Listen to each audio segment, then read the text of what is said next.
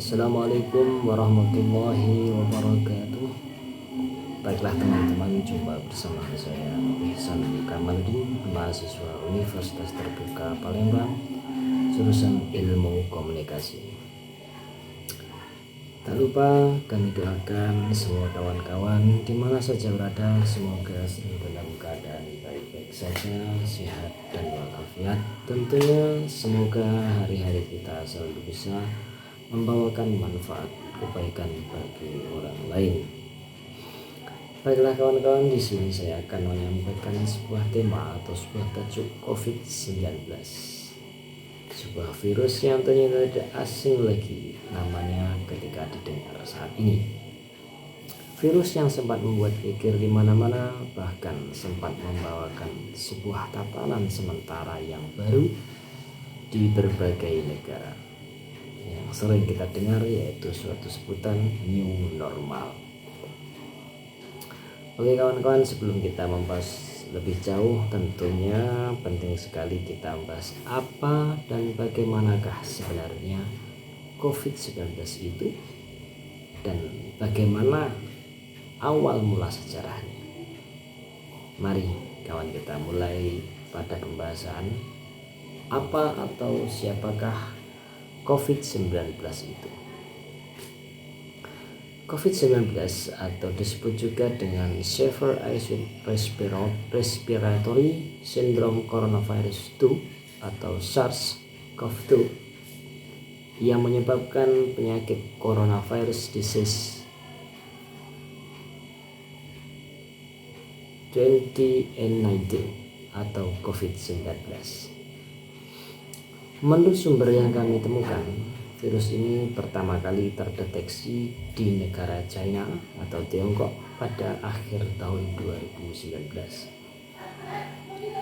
Dan pada Juni 2021, virus ini telah menyebar ke seluruh dunia, menyebabkan lebih dari 178 juta kasus yang dikonfirmasi dan 3,9 juta kematian.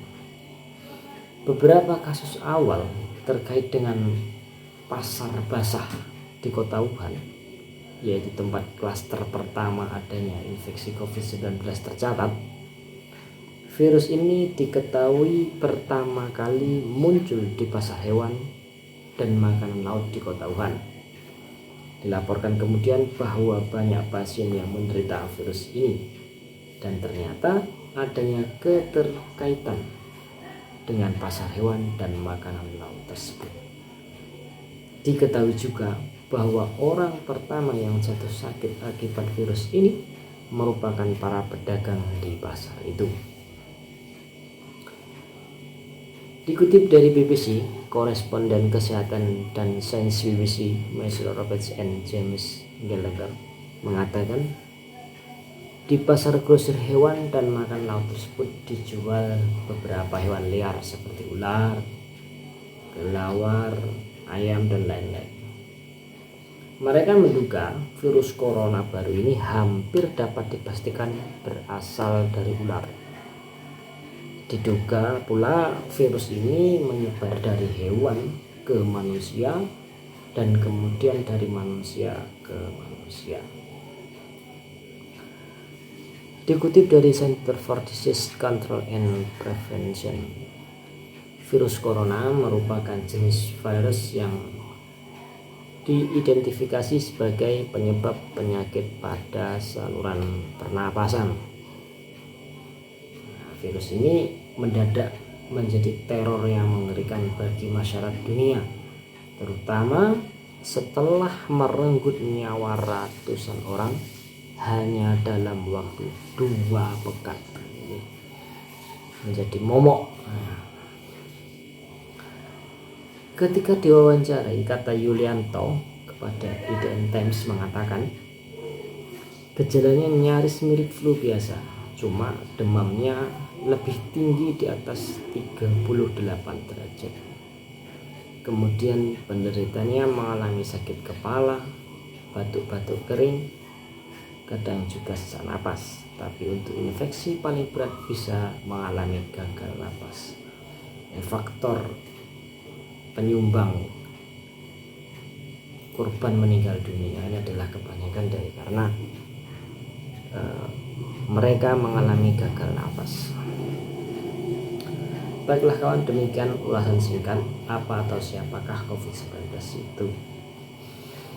Selanjutnya, mari kita bahas tentang bagaimanakah dampak virus tersebut dan bagaimanakah langkah pemerintah dalam menanggulangi penyebaran virus COVID-19 di negeri tercinta kita Indonesia ini. Untuk membahas ini tentunya sangat perlu sekali kita mengetahui terlebih dahulu kapan dan bagaimana virus ini bisa masuk ke negara kita. Menurut keterangan jakartakompas.com, Indonesia menjadi salah satu negara positif virus corona atau COVID-19.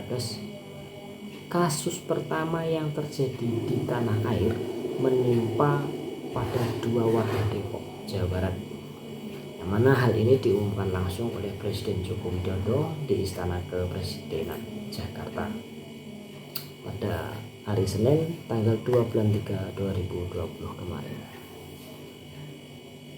Untuk fakta lebih jelasnya, yaitu berawal dari ibu dan anak tertular dari warga negara Jepang. Menurut Jokowi, 2 WNI itu merupakan seorang ibu 64 tahun dan putrinya 31 tahun. Keduanya diduga tertular virus corona karena kontak dengan warga negara Jepang yang datang ke Indonesia. Warga negara Jepang itu terdeteksi corona setelah dia meninggalkan Indonesia dan ketika tiba di Malaysia.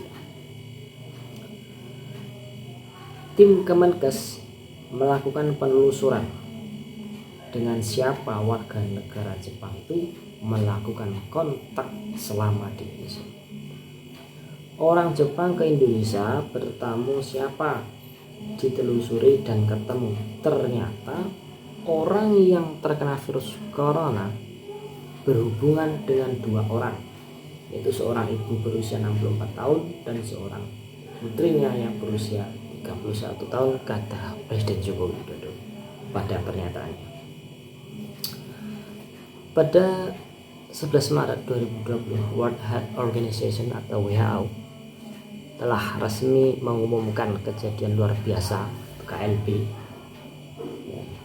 kejadian luar biasa virus corona atau coronavirus disease 2019 COVID-19 sebagai pandemi global,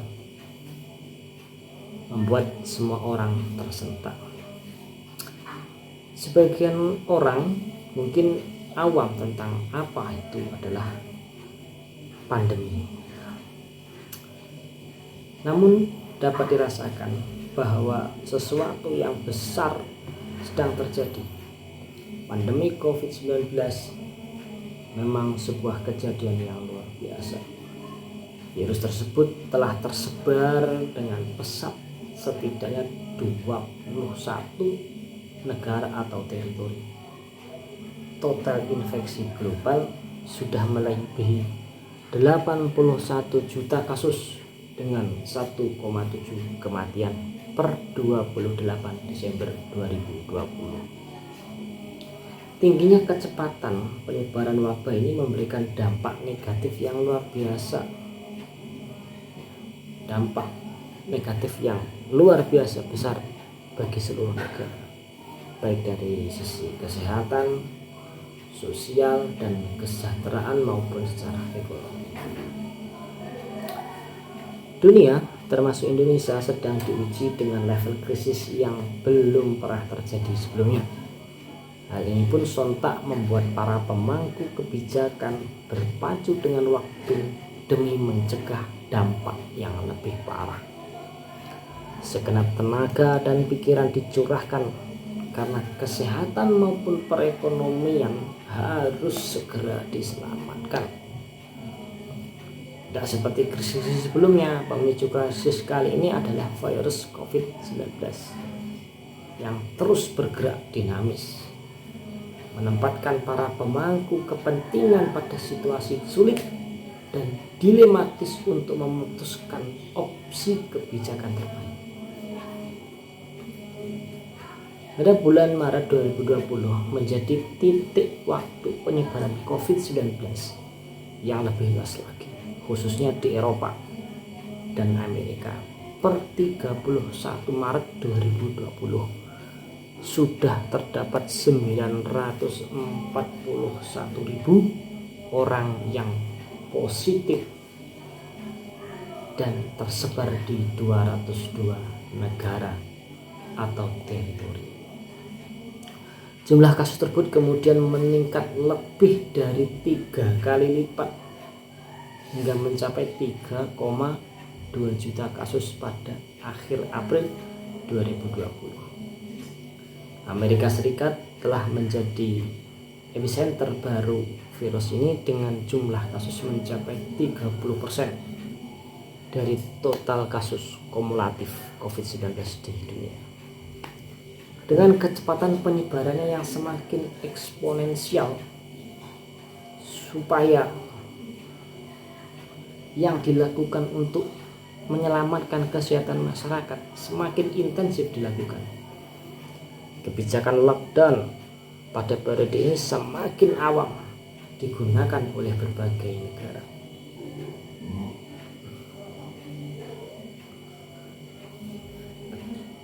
Selain lockdown dan travel ban, negara-negara juga menerapkan penutupan perbatasan, memberlakukan physical distancing melalui penutupan sekolah, perkantoran,